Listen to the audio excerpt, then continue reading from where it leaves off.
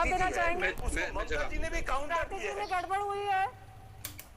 Strategy में कोई गड़बड़ नहीं हुई है। आप देखिए जयंतदा बहुत वरिष्ठ पत्रकार है, वो जो कह रहे हैं वो बहुत फाइन विश्लेषण करने के बाद कह रहे हैं। मैं आपको मोटा मोटी समझाता हूँ। नंबर एक, जयंतदा ने भी माना, आप भी मान रही हैं और यहाँ सेफोलॉजिस्ट सर भी मान रहे हैं, संजय जी भी मान रहे हैं कि एन ब्लॉक मुस्लिम ने ममता बनर्जी को वोट दिया। इसको अगर अंग्रेजी में कहा जाएगा तो एक पोलराइजेशन तो कहा ही जाएगा, कंसोलिडेशन कहा जाएगा। एन ब्लॉक कंसोलिडेट हुआ मुस्लिम वोट, 30% एन ब्लॉक गया, 70% कंसोलिडेट नहीं हो पाया, अर्थात हिंदू कंसोलिडेट नहीं हो पाया। इसमें कोई दो मत नहीं है।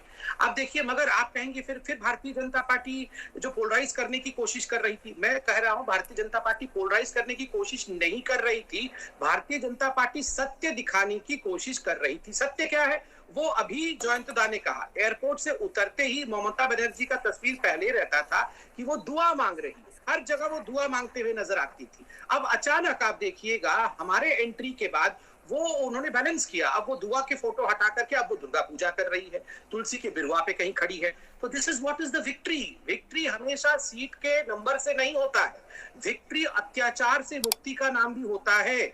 आप अगर इतने बड़े पॉपुलेशन को हमेशा से सप्रेस्ड रखते थे, अभी जयंतदा ने कहा अपीजमेंट ऑफ द मुस्लिम, ये जो अपीजमेंट ऑफ मुस्लिम पॉलिटिक्स थी, हमने फोर्स किया ममता बनर्जी को कि आप रियलाइज करें ये तुष्टीकरण की राजनीति हानिकारक है, आप इस राजनीति से आगे नहीं जा सकती हैं। और ममता बनर्जी को झुकना पड़ा, चंडी पाठ करना पड़ा उनको, बिकॉज देखिए अब वो घर के अंदर 20 साल से कर रही थी, मगर घर के बाहर क्यों नहीं कर रही थी? क्योंकि कहीं ना कहीं एक सेंस ऑफ गिल्ट था कि नहीं, मुझे दुआ तो घर के बाहर कर रही थी मगर घर के अंदर चंडी पाठ कर रही थी। संबित जी, आप जब से जुड़े हैं इस चर्चा में सिर्फ ममता जी पर फोकस है, ममता दीदी ने ये किया, उन्होंने ये नहीं किया। आपको नहीं लगता यही फोकस आपको महंगा पड़ा है? अगर आप मुद्दों की राजनीति करते वहां पश्चिम बंगाल में तो ज्यादा फायदा देता, वहां पर क्या लोकल इश्यूज है इस पर ध्यान देते तो ज्यादा फायदा होता।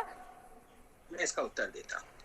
देखिए, मुद्दे दो तरह के होते हैं, नैतिक मुद्दे भी होते हैं और राजनीतिक मुद्दे भी होते हैं।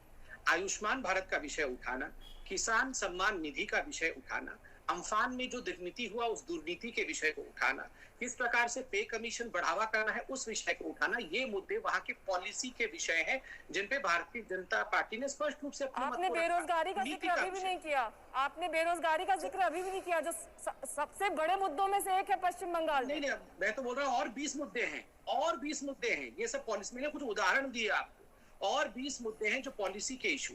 दूसरा है नैतिक इशू, जैसे कि जय श्री राम पर ममता दीदी का भड़क जाना, जैसे कि अपीजमेंट पॉलिटिक्स, ये नैतिक इशू है। दोनों मुद्दों को लेकर एक समन्वय बैठा करके जनता के भले के लिए क्या कर सकते हैं, ये हमारा कर्तव्य था। हमने अपना कर्तव्य का निर्वहन किया। आप इतना सही एक लाइन में कंप्लीट कर रहा हूँ, फायदा या नुकसान? हाँ, आप देखने को नुकसान भी देख सकते हैं, 3 से 85 तक का सफर, इसे फायदा भी देख सकते हैं। ये देखने के नजरिए पे डिपेंड करे।